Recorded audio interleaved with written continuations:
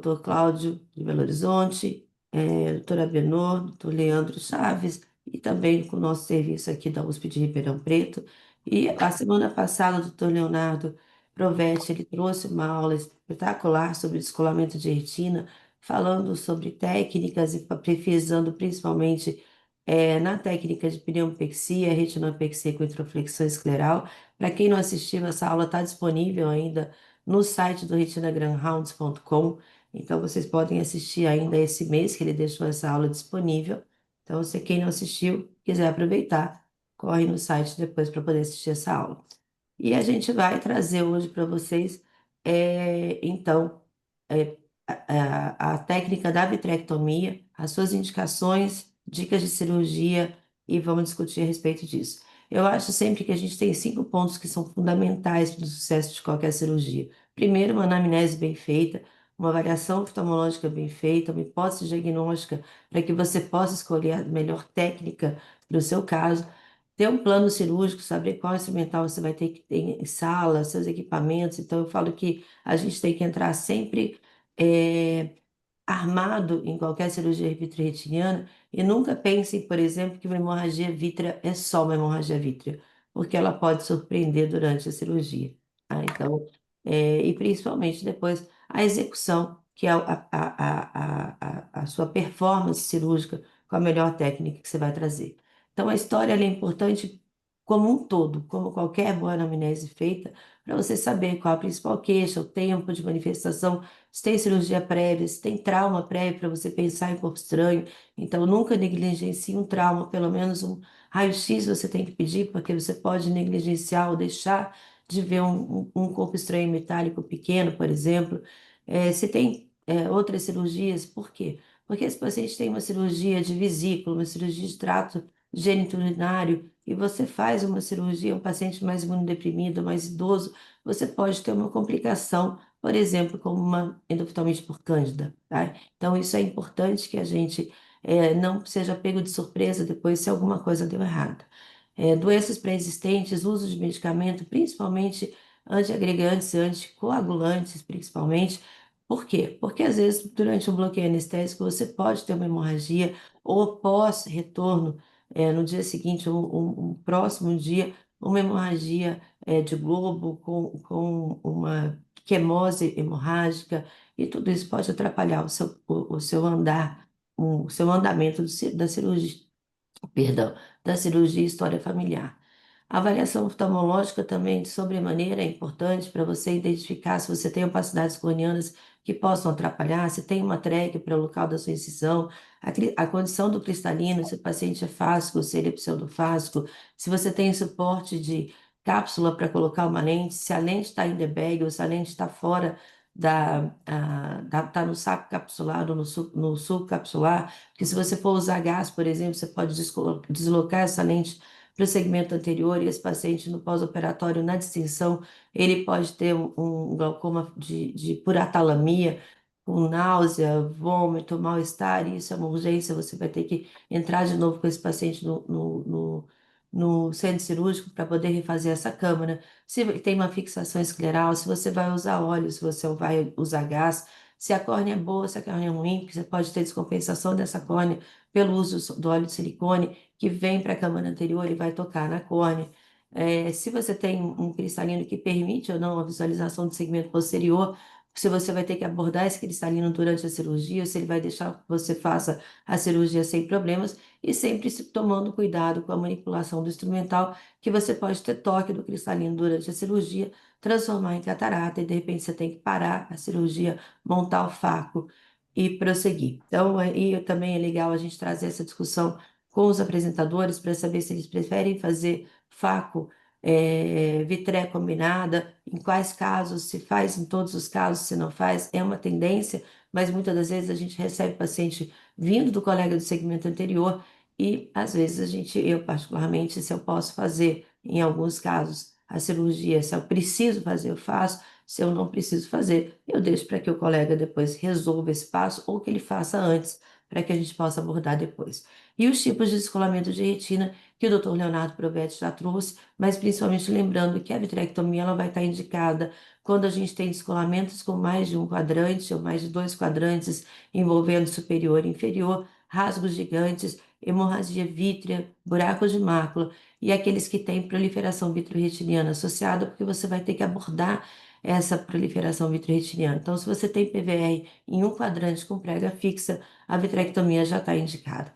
A PVR subretiniana igualmente, aqui são os locais de identificação de PVR e também descolamento tracional de retina, claro, porque se você não liberar essas trações, você não consegue reposicionar a retina.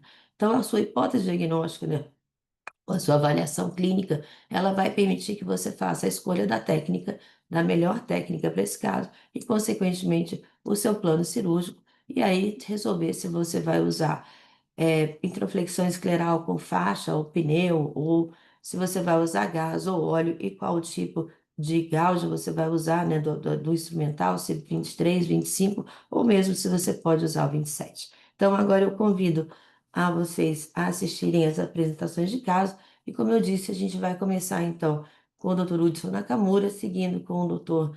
Antônio Casella, depois vou chamar, eu tinha dito, vou chamar o Bruno para a apresentação, que é do nosso serviço, depois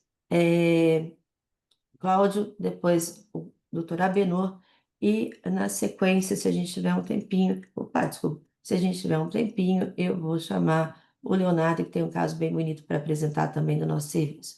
Então, Hudson, a tela é sua, obrigada. Obrigado. I still cannot share my screen. O Evelyn, me permite aí, por gentileza, agora apareceu. Bom, a Francine disse tudo em relação aos detalhes de uma vitrectomia. Vocês estão vendo na tela aí? Estamos.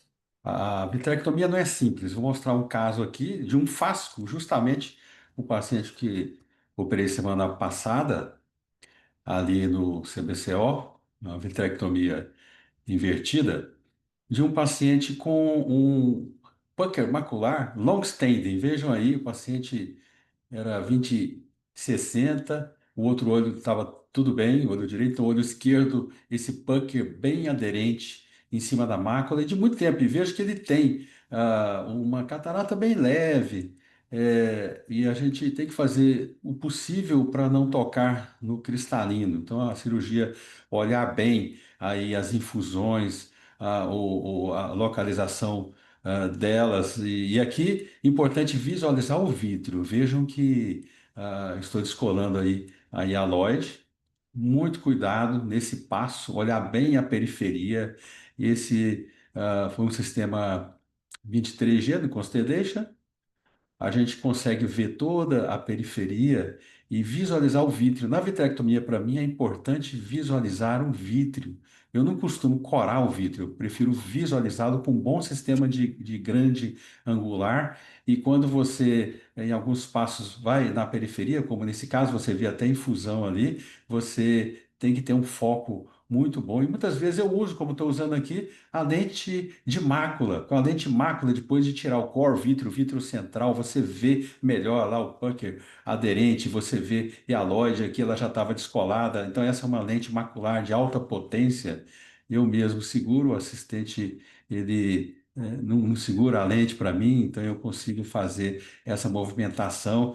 E aqui é só um trial de colocar o azul brilhante no vidro, com o vidro presente, para você ver se realmente tirou aí a hialoide. Então, se já corou, não coloquei muito azul brilhante, mas já se mostra o pucker ali corado. Logo após, eu vou tirar esse líquido, vou fazer uma troca fluido gasosa, gosto de fazer a troca completa, tanto para buraco macular quanto para cirurgias de membrana epretiniana, principalmente essas. Aí eu faço uma troca completa. Depois de uma troca completa, aí sim, eu vou colocar agora, vocês vão ver que com o segundo posicionamento aí do azul brilhante, ele vai corar muito melhor. logo após, ele fica no máximo 1 minuto ali, eu faço uma vitrectomia, retiro todo esse azul brilhante, e aqui eu consigo ver bem a periferia, até melhor. Veja que ele corou até o córtex lá da periferia, então eu retiro. Quando eu faço esse movimento lá na periferia, eu giro o olho na posição onde eu estou me aproximando para fazer a vitrectomia, de forma que não toque o cristalino. Aqui já usando uma pinça de 25 gauge serrada, você vê que é uma membrana em cima aí na região do puck, ela tem EP e limitante interna, ela é um pouco flácida.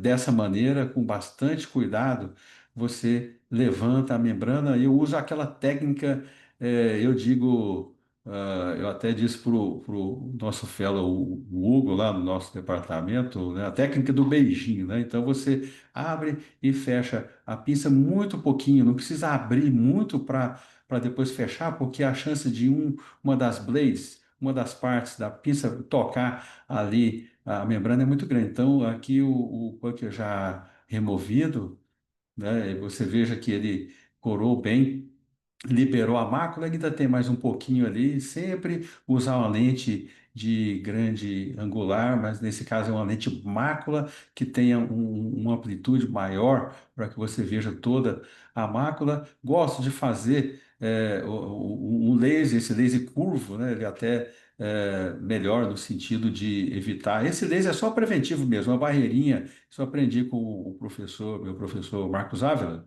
E sempre depois é bom fazer onde você entra e sai ali nas esclerotomias, né? Fazer um pouquinho de laser, prevenir descolamento de retina, fazer um pouquinho de laser ali na periferia, veja que fica bem fechadinho ali, não tem vítreo, faz uma troca total. Nesse caso eu deixei, como foi semana passada a cirurgia, eu deixei assim, como eu tenho um pouquinho de catarata e ela foi preservada, eu deixei muito pouco gás, eu deixei não expansivo, olha o antes, o depois. Esse depois foi ontem à noite, a gente já fez esse OCT aí, tirou a membrana. Foi um caso muito interessante e a visão já teve uma linha de recuperação, né? Uma semana ainda tem um pouco de gás, aproximadamente 10% de gás. Então, voltando àqueles princípios, né, que Francine falou, nós precisamos visualizar. Uma vitrectomia não é uma simples hemorragia, nem tudo é muito simples. Você precisa ver, e precisa ver, precisa prevenir, olhar a periferia, se não tem nada na periferia, se não tem nenhuma aderência, se não tem nenhum defeito periférico de retina, que você possa fazer antes no pré-operatório, se você não tiver feito, faça um laser ali na hora. E sempre o movimento do olho, você não pode operar estático. Você precisa virar, num fasco, por exemplo, você vai temporal, você tem que ir temporal. Essa talvez uma das opções que eu tenho de não usar muito assistente, às vezes ele ajuda um pouco ali, né? Mas às vezes você vai e o assistente não vai. Então, se você já sabe onde ir, você vai na posição e sempre passando por baixo do cristalino até você alcançar a periferia no sistema de grande angular. Em relação a corar, essa forma de corar no início, para você ver se não tem hialóide, é importante, depois faz uma troca total, sempre com a troca total eu consigo ver bem ali as membranas, definir bem aonde você vai fazer o peeling e fazer sempre com uma lente de mácula. Então era isso, né? Obrigado aí pela oportunidade, né? Cláudio, quer fazer uma perguntinha? Excelente. Não, parabéns pela cirurgia, cirurgia linda. Eu faço só um pouco diferente em relação a corar, eu não faço a troca, eu faço com glicose, hipertônica, e aí ela acaba depositando ali embaixo com essas válvulazinhas que tem nos trocáteres agora, quase que a gente não precisa preocupar daquilo ali vir para o cristalino, né, o corante. É, muitas das vezes eu já entro com tano, vejo onde está a limitante, quando eu vejo que essa sua que você fez é um pouco mais, estava um pouco mais grossa, eu já tiro ela também. Mas eu sempre faço uma dupla coragem, eu coro a segunda vez para ver a questão como é que está a limitante, que eu não gosto de deixar uma limitante, pedaços de limitantes ali não. Então, muitas das vezes eu já coro, já passo o tano onde tem limitante e já tiro o bloco de limitante como se fosse uma cirurgia ali de buraco macular, já venho com ela é, completa ali junto com a limitante, e aí eu nunca deixo de corar a segunda vez para ver se sobrou alguma coisa. E como você colocou bem, a gente acaba fazendo uma depressãozinha ali periférica para ver se tem alguma rupturinha, mas é mais ou menos no mesmo estilo que você. Sempre lembrando, né? O Hudson mostrou aí um caso com uma cataratinha que não atrapalha. Lembrando que nosso maior cliente é geralmente o cataratólogo, né? Então, muitas das vezes se a gente consegue fazer uma cirurgia dessa e manter o cristalino, o paciente é do nosso cliente médico que provavelmente vai fazer a catarata. Algumas das vezes, quando o médico já pede para a gente resolver os dois, eu já resolvo os dois. Mas como o Hudson mesmo falou, essa cataratinha estava bem tranquila, vocês viram pela visualização da membrana, que foi com uma certa facilidade. A troca, algumas vezes eu faço, outras vezes não. E, e é isso, eu acho que é uma cirurgia agora com esses 23, 25 gauges, ficou bem legal para a gente, rápida, né? Uma cirurgia gostosa de fazer, como os residentes que acompanham falam, satisfatório isso aí, né? Mas parabéns pelo caso. Obrigado. E o paciente também, ele foi muito disciplinado. A gente tem que orientar sempre, ó, foi colocado um gás, às vezes não precisava, mas nesse caso de long-standing pucker aí, eu prefiro. Eu coloco um gás não expansivo, ele faz a posição, ele fez muito bem, não piorou nada a catarata dele, fica com realmente o cotovelo no joelho, olhando para baixo. E foi bem disciplinado, e foi um gás não expansivo para menos, né? Quase. é, e aí durou uma semana, já tinha ontem só 10%. Eu fiz essa em uma semana, então foi muito bom, ele foi disciplinado, igual você falou. Eu também faço essas double staining, eu gosto de ver duas vezes, e realmente se ficar algum, como foi na segunda forma de corar ali, você vê e remove tudo. E esses casos aí, com pucker de long standing de muito tempo ali, eles ficam arraigados a membrana epirretiniana com a limitante interna. Então, quando você remove, Ajuda. pode fazer o double pill, você já faz os dois. É. Isso é muito E bom usar. só Ótimo, para os gente. residentes. Vamos passar para o doutor Casella para a gente conseguir apresentar todo mundo e tentar discutir o paper. Eu vou pedir para vocês serem um pouquinho mais concisos. Casella. Tá bom, vou apresentar aqui. Espera aí, deixa eu ver. Hum, Mas muito bonita a cirurgia mesmo, Hudson. Você tem razão, assim, eu também gosto de bonita a deixar gás cirurgia. enquanto o Marcelo entra, para a gente poder, eu falo que ajudar a passar a Tem, irregularidade do pucker, né? Isso ajuda a melhorar a acuidade visual também e contribuir para o sucesso cirúrgico. eu pus um caso aqui de. Vocês estão conseguindo ver? Sim, estamos. Tá ótimo. Opa, peraí, deixa eu ampliar aqui. Então, uma retinopatia diabética, né? Importante injetar o anti-VEGF uns dias antes e o paciente está bem controlado. Esse paciente tinha bastante fibrose e a gente tem que ir com bastante cuidado para não causar. Às vezes você trabalha numa área, depois você sai. Essas ponteiras de 10.000 cortes, com abertura lá embaixo, são excelentes. Eu não sei se todos os aparelhos têm, mas eu estou muito confortável com essa ponteira de 10.000 cortes.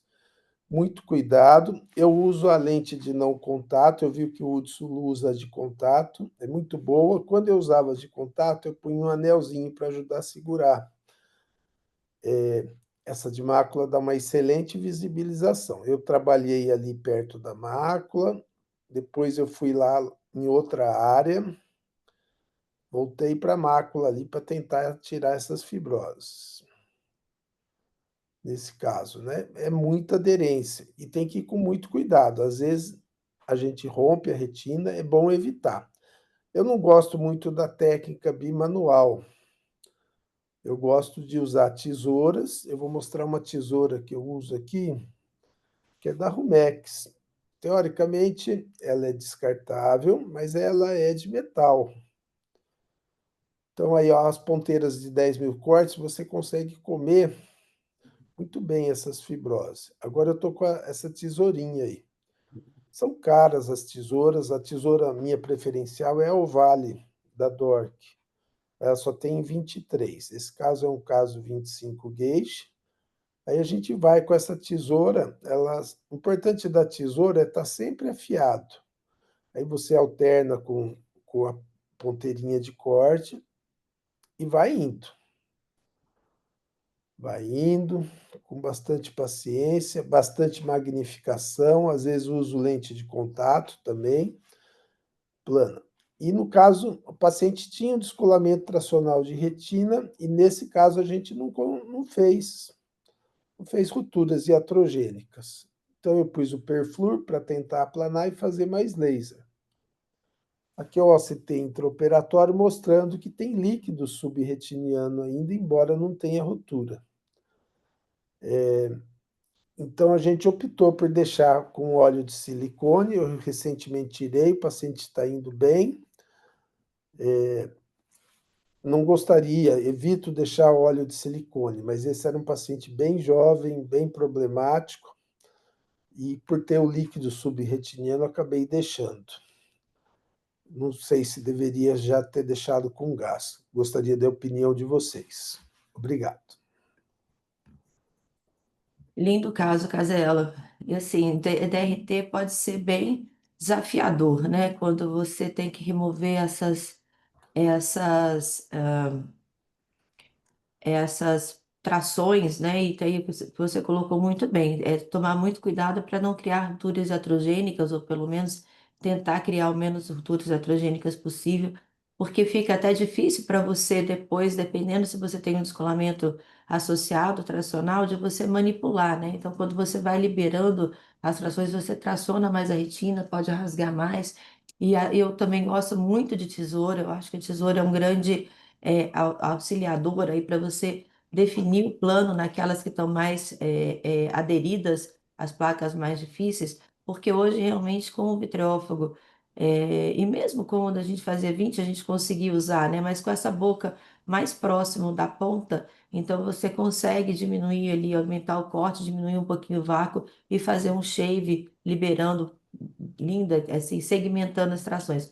Eu gosto muito do que você fez aqui, que é segmentar essas placas e ir tirando aos poucos, ao invés de tentar tirar ela toda.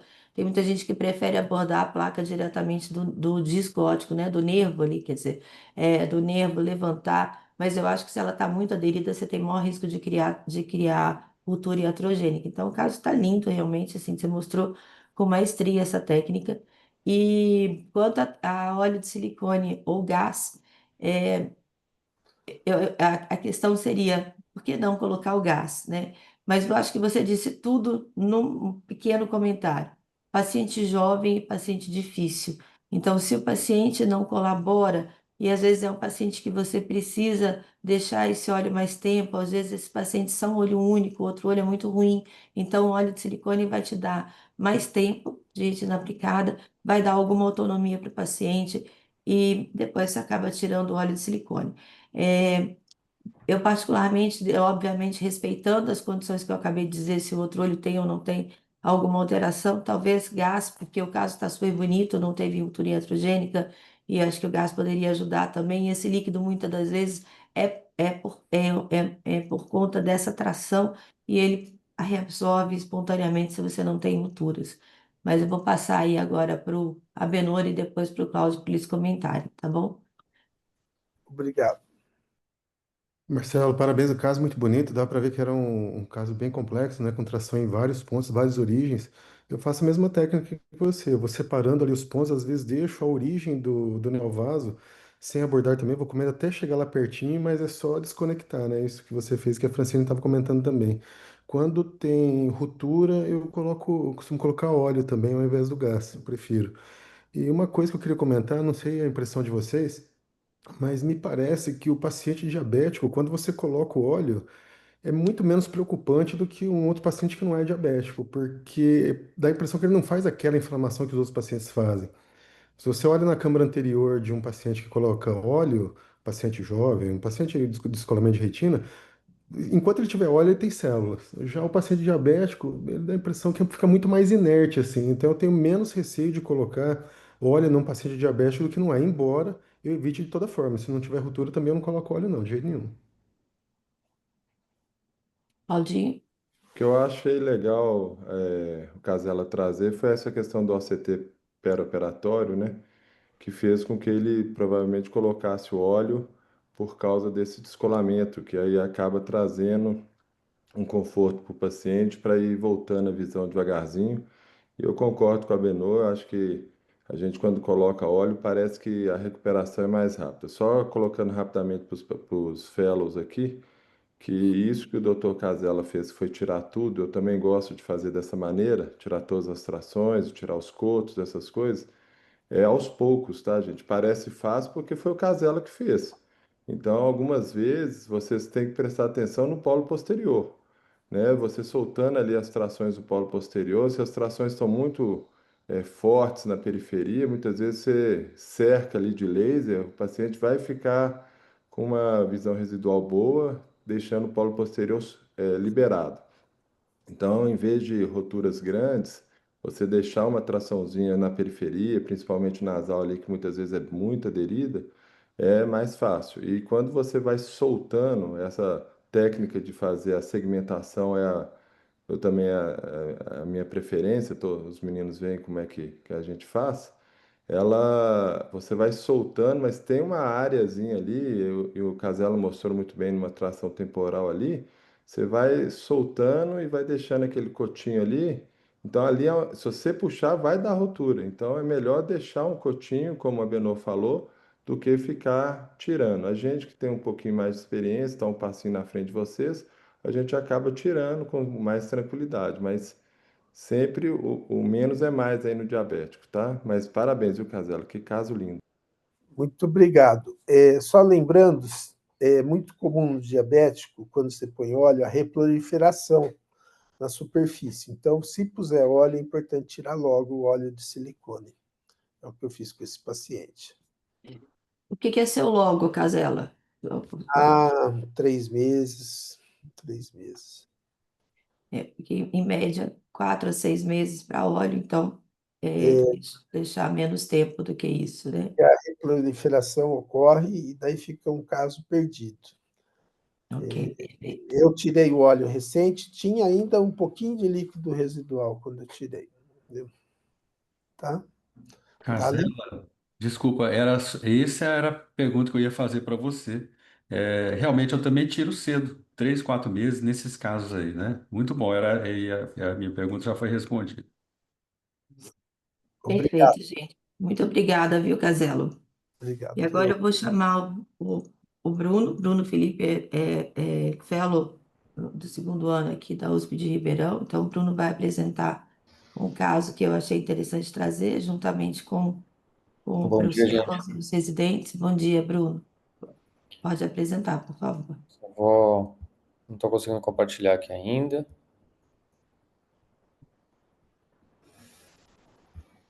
Acho que o doutor Casella tem que desconectar aí eu consigo compartilhar minha tela.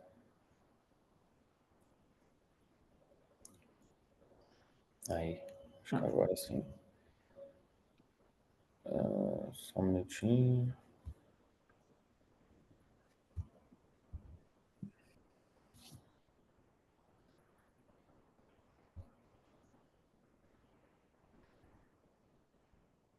Enquanto o Bruno compartilha, uma outra opção também teria sido reabsorver, fazer uma endodiotermia pequenininha e uma aspiração de líquido fluido, né, com uma nova troca depois da remoção desse óleo com gás, né, uma troca com gás, um SF6, de repente, poderia ajudar um pouquinho quando o líquido é crônico. Quando a gente pode, Bruno, você pode colocar a sua tela. Estou só Peraí, que comentando. eu vou ter que reiniciar o meu Chrome aqui. Se alguém Então, quiser apresentar Quer que eu vou apresente? pedir para a na minha Benora. frente, Oi, Cláudio, está pronto? Tá? Mas pode ser pode a ser. Benô. Eu vou reiniciar aqui, eu consigo. Tá, então vamos deixar, um dos dois pode apresentar, então, antes dele, para a gente não aproveitar o tempo. Vou falar que perder a gente não perde, a gente aproveita. Cláudia ou Abenor? Os mais experientes primeiro, Abenô, pode ir. Abenor, vamos lá então.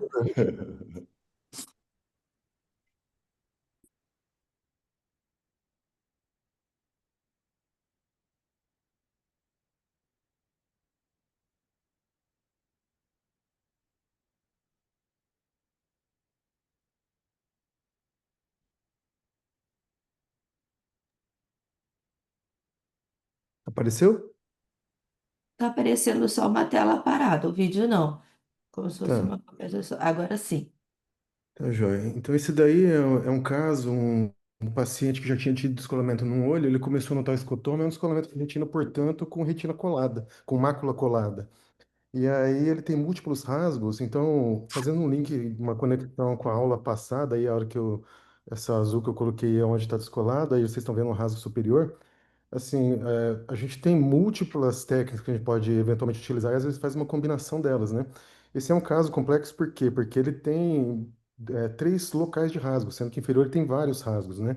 Então esse é o rasgo maior, que é o superior, esse é o temporal inferior, ali a linha onde estava a parte colada e a parte descolada, vocês estão vendo a retina mexendo ali, a retina mais empalidecida ali embaixo. Já começou a aparecer alguns rasgos e são vários, né? Então aí, nessa fase que está fazendo vitrectomia, eu já passei uma faixa 42 e vocês vão ver daqui a pouco a retina se depositando em cima da faixa.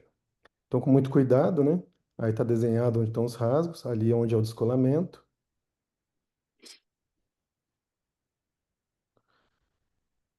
Então, eu optei por passar uma faixa 42, aí o perfluor para fazer a retina toda ficar aplicada, né, até a periferia. Lembrando que essa parte aí estava aplicada, né, só para poder empurrar o líquido para sair pelo orifício, né, o fluido subretiniano sair pelo orifício dos rasgos. A faixa, ó, tá vendo? Uma faixa 42 e uma combinação então, né? E no fim, eu vou fazer o comentário sobre o tamponante. Aí vou desenhar também onde que está o rasgo superior, já aplicado em cima do buccal, da faixa, né? E aí fazendo o laser.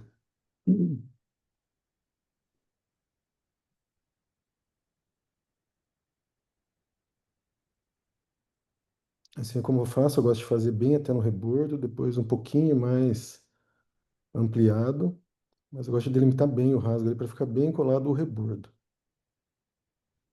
Tomás, tua prova é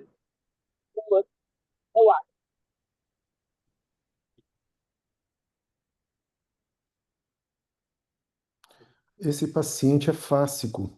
Eu prefiro também não fazer a cirurgia de catarata no mesmo ato. A minha preferência pessoal é por fazer em tempos separados. Aí o rasgo temporal inferior, já fazendo o laser também, a hora que começa a fazer o laser, aí o desenho do rasgo delimita melhor, né? Então, às vezes não é tão fácil, depois que a retina está aplicada, você vê o desenho dele, mas aí com o laser tá bem tranquilo de ver, né? E ali inferior, aí tem 7 rasgos pequenos, né? Então, todos sobre a faixa 42 também. E aí fica, eu tenho um rasgo superior, um temporal inferior e inferior. Qual tamponante, né, que a gente colocaria? Porque o óleo pesado vai tamponar embaixo, o óleo leve vai tamponar em cima, os dois vão tamponar a lateral. Eu optei por colocar o óleo leve. Então, a diferença do óleo leve e do pesado é que um flutua e o outro afunda. Então, ele vai tamponar mais superior, mas só o laser e a faixa já foram suficientes para tratar esse rasgo, essa parte inferior, onde tem múltiplos rasgos. Então, a dica, né, a Francine pediu para a gente colocar alguma coisa, se tivesse alguma dica, é se tiver que escolher entre o leve e o pesado, em você passando uma faixa, que seja, essa aí é a foto depois já com óleo, já tirei esse óleo também, o paciente está tudo bem, mas em escolher entre o óleo leve e o pesado, mesmo para descolamento inferior, se você tiver a faixa, é melhor o óleo leve. Essa é a impressão que eu tenho. Mas basicamente então é isso. É um caso que não é exatamente muito complexo, mas serve para ilustrar que a gente pode fazer uma combinação de técnicas quando o caso às vezes é de prognóstico um pouco mais complicado.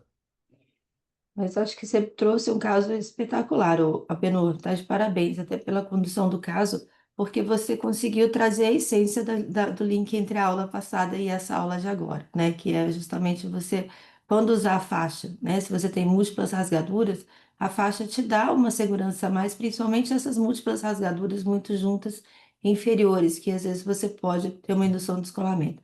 Hoje tem, desculpa, uma tendência maior a não usar faixa, mas eu acho que também tem se tido uma reavaliação sobre o apoio da faixa, né? Como o Raul gosta de falar, eu também falo isso bastante, a gente nunca se arrepende de passar uma faixa, né? Mas às vezes a gente se arrepende de não tê-la passado, né?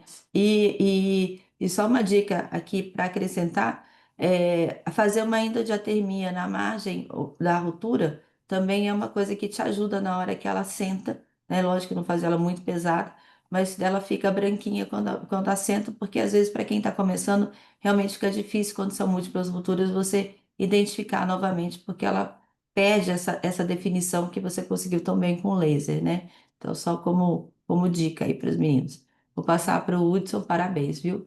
Hudson, por favor, depois Obrigado. casar. Parabéns, Abenor. Eu gostei demais. Essa mesma ponta de laser que a gente usa curva, né? E você usou-a bem, respeitando aí o cristalino, imagens excelentes. Aí tá a prova aí no final, mostrando uma boa indentação. Não precisa ser aquela indentação muito forte, né? E houve uma discussão, né, dia 7 quando a gente entrou aqui com algumas pessoas, a gente discutiu sobre apertar mais ou apertar menos a faixa, né? Então, o que que você me diz sobre isso? O seu aperto foi você mede isso de que forma e você apertou um pouquinho no final. Eu não gosto de apertar no início para evitar uma coroide, por exemplo. Hudson, como é a faixa 42, eu uso ela mesma como introflexão. Então eu faço os pontos um pouquinho mais largos, que a hora que eu aperto eles, a própria faixa já afunda.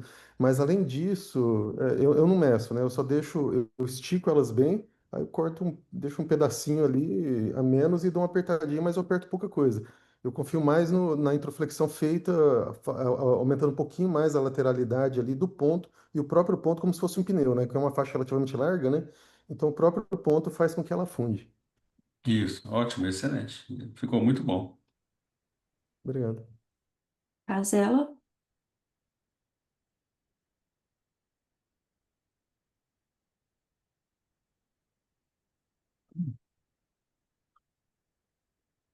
Casela, Muito boa a faixa, é fundamental. Eu tento pôr em quase todos os meus casos de descolamento. Evito nos casos superiores, de roturas superiores. Eu procuro pôr uma faixa mais fina, eu consigo delaminar e evitar pontos ali, que às vezes é sinal de infecção. Quando tem que dar ponto, tendo a suturar o teno para cobrir, para não ter. Já tive muita exposição de faixa e pneu. Então, tem feito isso. Mas é muito, muito bonita a cirurgia do Abenor, ficou linda e muito conectado com a aula anterior. Parabéns, Abenor. Obrigado. só como comentário nessa fala do Dr. Marcelo Casella, realmente assim, o importante quando a gente passa com ponto, né, é rodar o ponto para trás, sempre rodar o nó para trás, né, para que ele não fique aqui anteriorizado, para que ele possa erodir a conjuntiva e fazer a exposição da faixa. Então, muito bem colocado. E, Bruno, agora pode compartilhar sua tela, por favor? Sim, acho que sim. Vamos lá.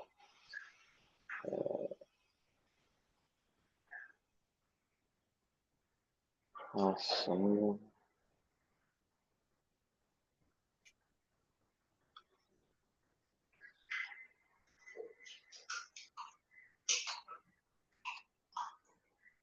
é que eu tô no navegador e ela não tá deixando eu compartilhar.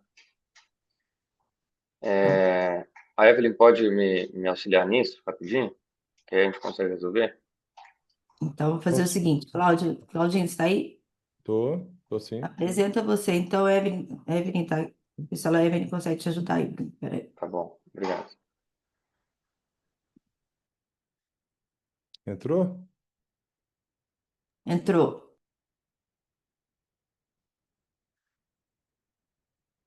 Tá o caso aí? Tá sim. Vou só dar play. Então, caso de um paciente que teve um trauma, né? A gente acaba pegando muitos traumas. O colega fez, acho que foi até mesmo eu que fiz. A gente olha ali se é realmente vítreo. faz a sutura. Eu gosto de esperar 15 dias, então eu tirei o ifema ali, só para ter uma câmara anteriorzinha ali. E aí eu fui para o ultrassom mostrava um descolamento de coroide. Eu tentei diminuir ele ali antes da cirurgia. Mas vocês veem que sai mais líquido do que sangue ali. Fui para a cirurgia, fui tirando ali a hemorragia anterior, o paciente, né, estava já fáscico ali. Aí a gente já sabia que tinha descolamento de coroide e descolamento de retina. O ultrassom nos guia nessa questão do posicionamento do trocáter. Ali eu fazendo para os meninos ver, eu fiz tanto externo quanto interno, para vocês verem como é que o descolamento de coroide, quando bem drenado, sai olha lá. O descolamento, né, saiu de maneira bem legal. E aí eu vou mostrar também uma filmagem externa, como é que sai o sangue de maneira bem tranquila lá. Esse era um trocáter já não valvulado, quando agora só tem 25, a gente acaba tirando a válvulazinha azul e faz, né? Você vê que tem um pouquinho de sangue subretiniano, põe o perfluo para ajudar a empurrar esse líquido, para empurrar esse sangue, faz o laser, quando um caso mais complexo, eu acabo fazendo o laser 360, né? E aí você vai fazer a troca fluido gasosa, consegui fazer de maneira tranquila.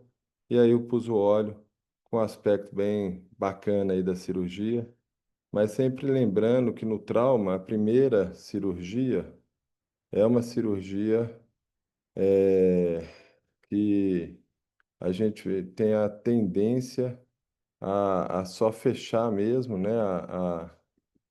A o olho, não ficar fazendo muita coisa, eu tenho essa tendência, eu acabo não, mesmo tendo corpo estranho, eu acabo esperando o olho refazer ali, para a gente poder entrar num segundo plano, como eu fiz aí, acabei apresentando duas cirurgiazinhas rápidas aí, para passar para os meninos essa questão de não ter medo, né, de conversar com o paciente, de mostrar para ele a gravidade, de ir passo a passo, que a gente não correr, passa para mais segurança para o paciente, quando você tem a tranquilidade de mostrar que a gente tem que primeiro refazer o olho para depois ir atrás das estruturas.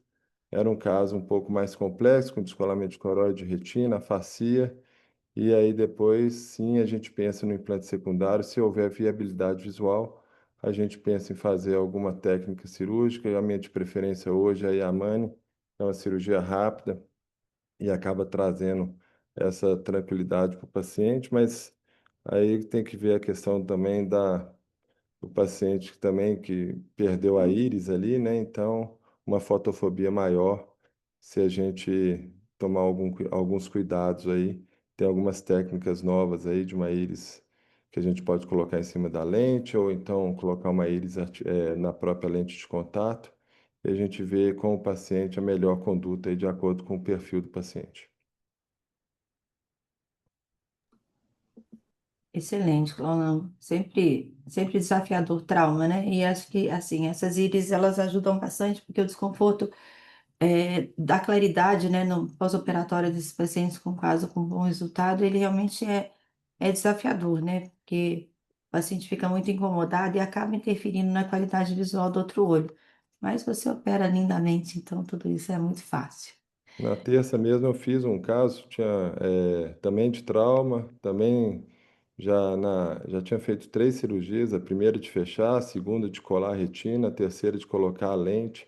Paciente mais ou menos, acho que era 20/40 de visão, mas muito insatisfeito com a fotofobia. Fui lá, fiz uma iridoplastia na terça-feira. Mas assim, é passo a passo, gente. Trauma é passo a passo. E tem que tomar cuidado de ir mais afoito, porque senão acaba trazendo outras complicações para o caso. Sem dúvida, verdade. É o que você falou, né? Passo a passo, é um passo de cada vez para tentar não fazer tudo e às vezes se complicar mais, né? Perfeito. Alguém quer fazer algum outro comentário? Eu vou passar para o próximo vídeo. Ok? Então, Claudão, vou passar então para o Leonardo. O Leonardo vai apresentar enquanto eu abaixo o vídeo do Bruno aqui para a gente poder passar. Bom dia.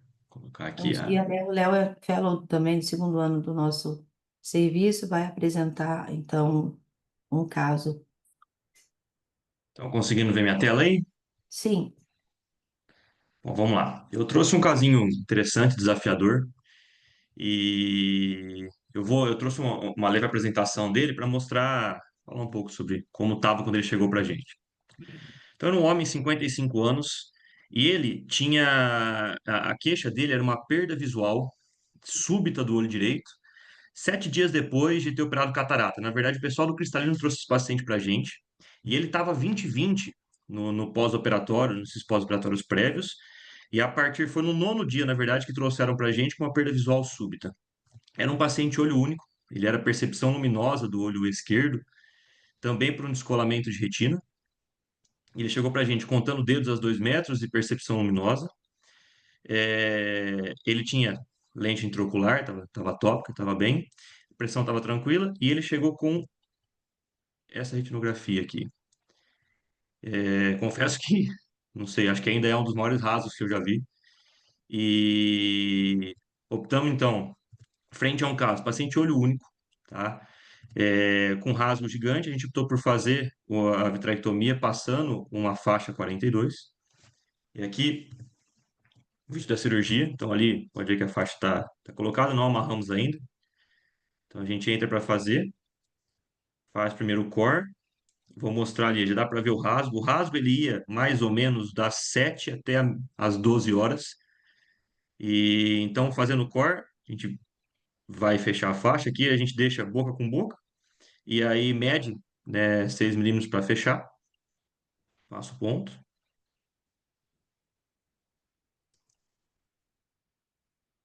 Só mostrando ali, ó, durante esse momento, né, agora revisando a base, depois de fechar a faixa, ele apresentou um descolamento de coroide setorial pequeno, nasal inferior. Isso no final da cirurgia foi resolvido. A gente coloca o perflúor, nesse momento, colocar o perflúor, que apareceu ali, dá para ver evidente. Coloca o perflúor. É sempre interessante como o rasgo era um rasgo temporal.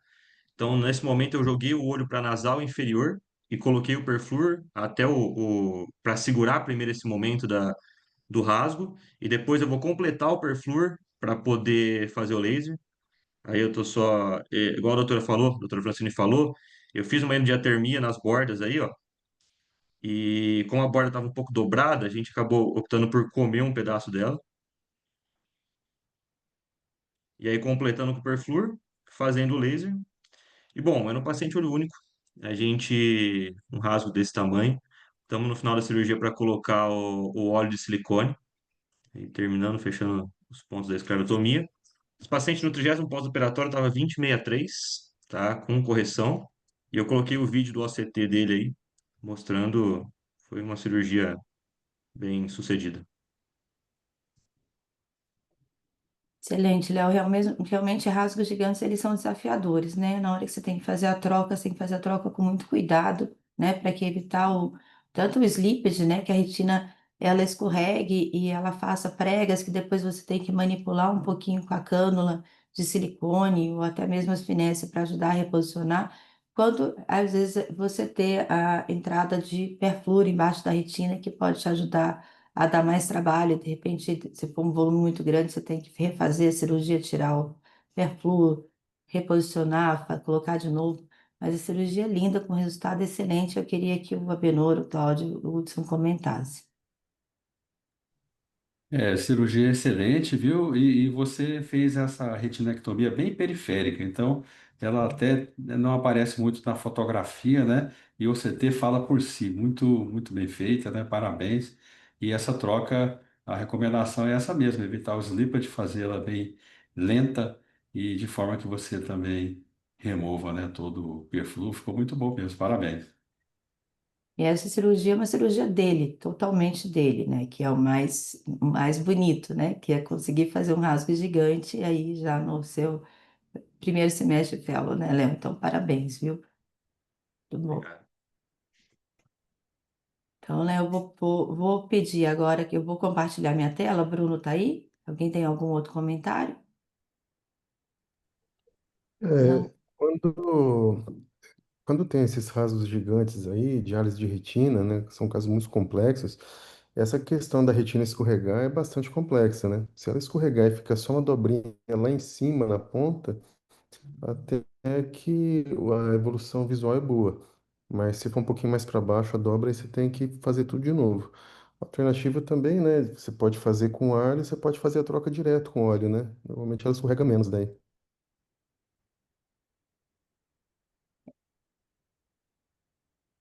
Isso. Eu gosto mais de fazer rasgos gigantes com perfluor. Eu fico mais segura também para ele não escorregar. Confesso que com troca com fluido ar, com os rasgos muito gigantes, eu pelo menos não tenho experiência, mas depois você pode contar para a gente a sua, viu, Benur, que é bem interessante mesmo, que é um passo a menos, além de tudo. Não, não, direto com ar não, Francine. Eu faço do perfluor pro óleo, né? Do perfluor para o óleo, sim. Uhum, Troca direta, isso. perfluor, óleo de silicone, você está dizendo? Isso. Ah, sim, ok. Perfluor, óleo de silicone. Você faz com uma terceira via, quarta via, quer dizer? Eu coloco no lugar da infusão. Eu coloco lá, deixo a bomba, eu corto para ficar pequenininho, porque senão ela dilata a cânula de infusão. E aí o óleo vai sendo injetado ali normalmente, Mas como. com a 23, você não acha um pouco mais difícil de fazer a injeção? Porque quando a gente fazia com 20 era muito mais fácil, por isso que eu estou te perguntando. A 23 ela dá um pouquinho mais de delay, né, para a injeção. Mas essa ideia de É, cortar a pontinha e colocar mais próximo é bem interessante mesmo.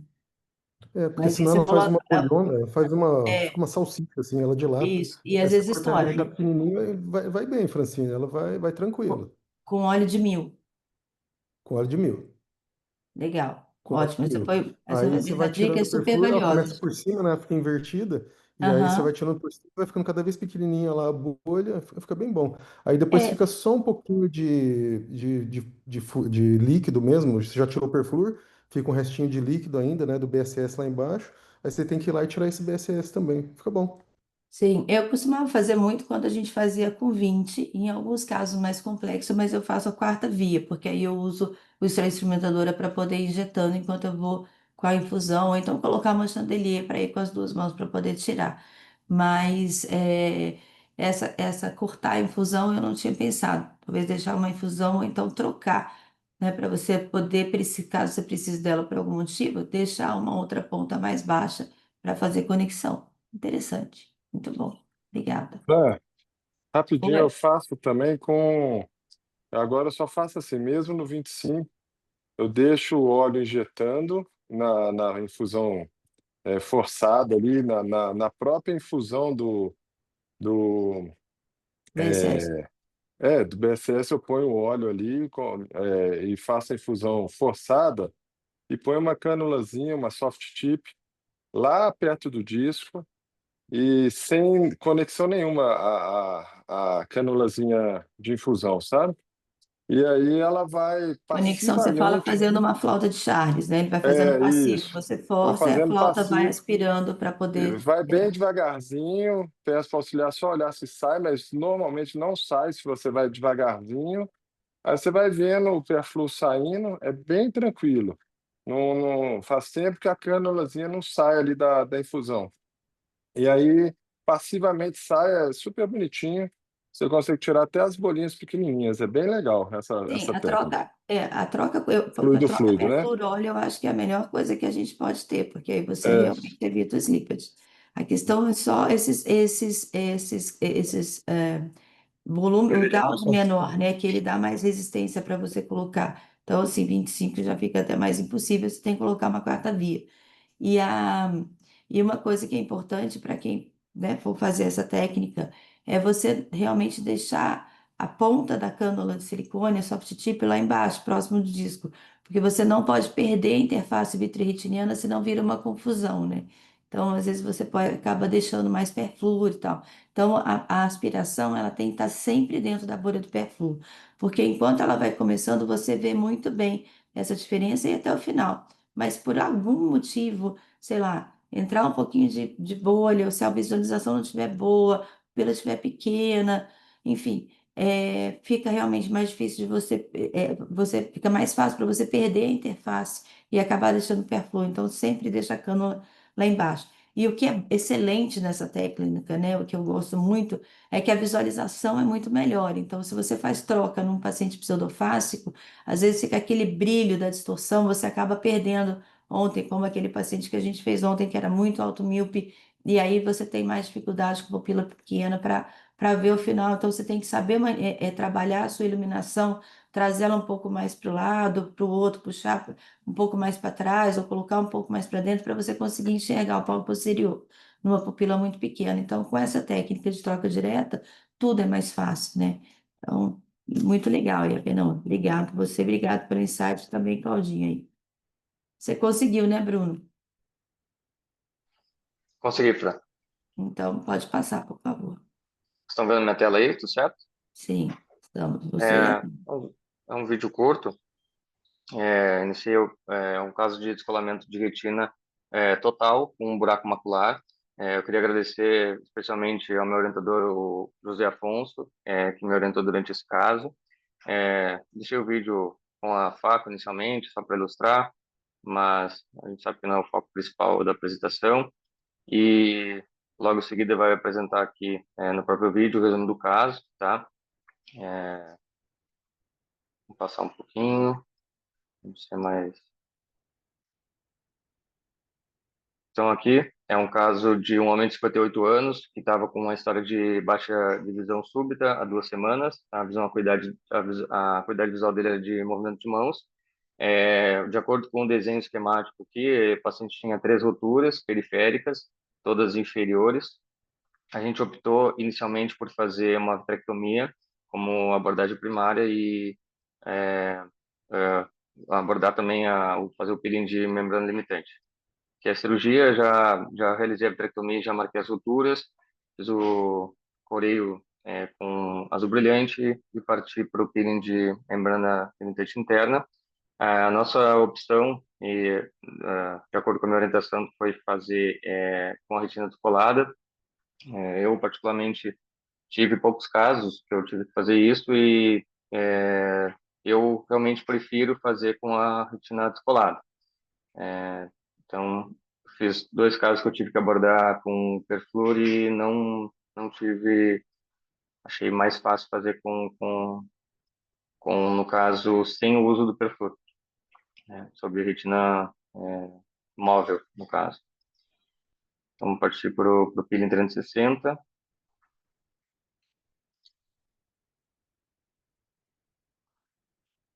É o aspecto final, a gente não quis ampliar mais o peeling. Uma retinotomia nasal, onde fez a troca fluidoar.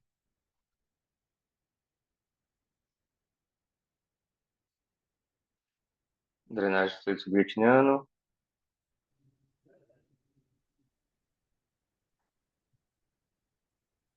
E partimos então para o laser ao redor das roturas.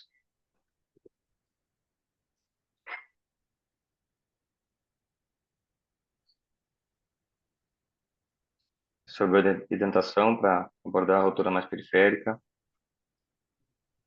E finalizamos com o taponante de óleo de silicone.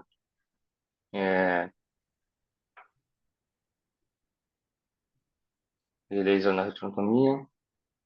Esse é o aspecto do OCT, de 14º pós-operatório, cuidado de 20 125. Agradeço a oportunidade aí pela mostrar o caso e desculpa a dificuldade de compartilhamento na tela. Imagina, Bruno, foi linda a cirurgia.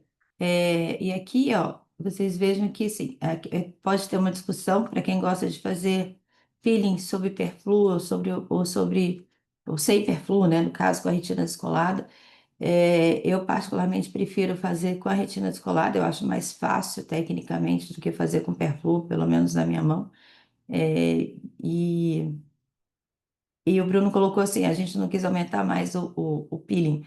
Na verdade, a questão não é querer nem querer aumentar mais. Acho que você fez um peeling lindo, muito bem feito, né? Essa cirurgia também o Bruno fez sozinho.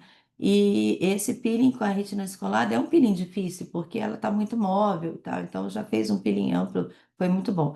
E uma outra coisa que chama a atenção é que ele não aspirou o fluido pelo buraco, né? A gente evita aspirar o fluido pelo buraco, a gente acaba fazendo uma outra endodontia com uma outra retinotomia para poder fazer essa aspiração, justamente precisando manipular as bordas do buraco e para deixar com que ele faça a coaptação melhor possível para que o resultado funcional final seja bom. Às vezes a gente dá uma aspiradinha, só aquela aspiradinha de leve, longe, às vezes você dá um touch ali no buraco que pode bagunçar a sua vida, né? Esse é o resultado final. Então, parabéns, Bruno, a cirurgia ficou realmente muito bonita e eu vou passar para o Hudson comentar. Bruno, parabéns, né? Eu prefiro fazer com perfluorocarbono. Existe uma técnica muito interessante, depois eu vou mandar o link. Gosto de fazer uma troca, aí você corar, depois que você corou, com a retina descolada, com o azul brilhante, depois tira o azul brilhante, coloca perfil carbono, você consegue visualizar muito bem ela corada tem duas coisas, é porque o descolamento de retina, quando você pega e ela está descolada, ela levanta, volta, ela tem uma mobilidade maior. Quando você tem o perfil carbono, ele funciona como segunda mão, então ele está lá forçando a retina para baixo, você tem um controle muito maior quando você pega a membrana limitante interna, você vai levantando, o controle é muito bom, né? Das duas formas é bom, mas vale a pena tentar também essa outra técnica, under perfluorocarbon. E é uma questão de prática, a gente vai vendo que ele ajuda muito. É como se tivesse alguém te ajudando ali na cirurgia também, mas ficou muito bom o seu caso, da maneira que você fez, se sentiu confortável, ficou muito, muito bem feito. Parabéns. Excelente. Obrigado. Parabéns, Bruno. A gente tem um comentário aqui, não sei se o Bruno quer comentar a respeito da cirurgia do Bruno, senão eu vou responder uma pergunta do chat. É uma cirurgia excelente, né? Eu também tenho preferência de fazer com retina descolada. Eu tenho a impressão, o Hudson, como tem, né, mais experiência com essa técnica, que a hora que você vai pegar a limitante interna ali, não sei, parece que ela fica diferente, a interface não fica boa. Acontece alguma coisa que para mim não é muito bom, prefiro fazer descolada também. Isso. Tem uma pergunta aqui, não tá identificado, mas quando a gente faz a drenagem externa do fluido subretiniano pela esclera? Quando a gente está fazendo vitrectomia, a gente não precisa fazer drenagem externa porque você está sob visualização direta. Então, você faz uma retinotomia e aspira o fluido direto. A gente faz a drenagem externa quando você vai fazer uma retinopexia com introflexão escleral, ou seja, quando você vai fazer a técnica de cirurgia pela via externa, que você não vai fazer vitrectomia. Então, você passa a faixa ou o buccal circunferencialmente em torno do olho, e aí depois você, se tem muito líquido, você faz uma delaminação escleral na parede da esclera, cauteriza, e com uma agulhinha de insulina você entra no espaço subretiniano, transfixando a esclera, né, agora aberta, né, transfixando ali a parte da coroide, na verdade, e aí você faz a drenagem do fluido para que ele abaixe e você possa fazer a criopexia nas áreas de rasgadura. Então, a drenagem transescleral a gente usa para isso. Foi divulgado, né, uns colegas, eu não lembro exatamente de onde, um colega europeu, que ele sugeriu uma abordagem transescleral do PVR subretiniano. Então, você entraria através da esclera, mesmo durante a vitrectomia, para que você não faça retinotomias durante a cirurgia ou mais retinotomias, e aí ele entra por trás da esclera, através de uma incisão, com a pinça e abordando o PVR por baixo da esclera. Mas geralmente a gente faz isso sob visualização direta. Eu acho que eu respondi. E, Hudson, depois, se você quiser mandar também no grupo, a gente compartilha aqui na compartilha depois no grupo, né, para os meninos, porque aqui às vezes fica um pouquinho difícil para baixar. Mas excelente, gente. Muito obrigada. E eu quero só pedir licença para vocês um minuto, que eu vou compartilhar minha tela aqui, para fazer um convite para vocês hoje que a gente tem hoje à noite o Retina Grandhounds, tá? Eu vou deixar aqui mesmo, mas o Retina Grandhounds hoje à noite, às 19h30, a gente vai ter uma aula com o Dr. Eduardo Novaes sobre biomarcadores no OCT e critérios de retratamento na era do faricimab. Na verdade, vai ser uma apresentação com prática do dia a dia e o Eduardo dispensa a apresentação, né? É um menino brilhante e a aula das apresentações dele são sempre muito boas. A gente vai falar sobre edema macular diabético e degeneração macular relacionada à idade. Então, espero vocês hoje à noite para mais uma sessão do Retina Grandhounds à noite. Tá bom, gente? Muito obrigada por mais esse dia. Um Assim, beijo para todos. o Oi, link é diferente para o o link é Reddit original. diferente. Você O vai link é enviar diferente. depois novamente, né? Vai enviar Isso que para. eu ia comentar aqui. Por favor, se inscrevam no nosso site, porque a gente tem um link específico para essa aula. Então, o acesso é mediante inscrição, tá? E a gente não vai enviar o link de entrada, mas Isso. aguardamos vocês. Obrigada. Como essa é uma aula apoiada pela Roche, né, e a gente tem que agradecer aqui também tanto a Roche quanto a Cristália, que tem ajudado a gente a manter o booster no ar as custas operacionais aqui. É, essa é uma aula, não é uma aula da Roche, mas é uma aula apoiada pela Roche. Então, o Eduardo vem trazendo essas novidades, um pouco muito do que tem se falado hoje sobre faricimab e vida real e também os biomarcadores de resposta. Então, é uma aula com link diferente, porque não é uma aula do booster. Todas as aulas que foram feitas à noite no Retina Grandhounds, elas terão um link diferente. E a gente tem trazido o Retina Grandhounds com novidades e aberto a coisas que são de interesse que vale a pena compartilhar também. Tá bom? Isso tem, além do aula. A semana que vem tem aula, tem CBO, mas para quem não for ao CBO, a gente vai ter um booster de manhã com a apresentação de um paper sobre descolamento de retina. Na verdade, é um paper bem interessante que alguns achados que têm sido discutidos em termos de reaplicação da retina, enfim. Mas aí o Arthur Zupelli, que também é nosso fellow, vai trazer esse paper e a gente vai deixar uma discussão para aqueles que não forem assistir, tá bom? E ela vai ficar gravada também durante um mês e vocês podem assistir novamente.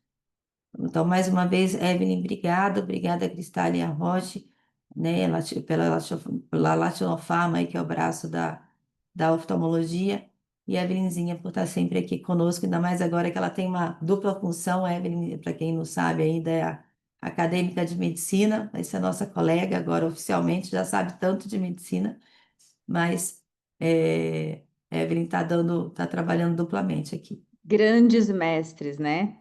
Tenho muito a Lindinha, aprender. Obrigada. lindinha. Um Parabéns, beijo, Evelyn. gente. Abraço Bom para dia para todos. Bom dia, pessoal. Bom dia. Yeah.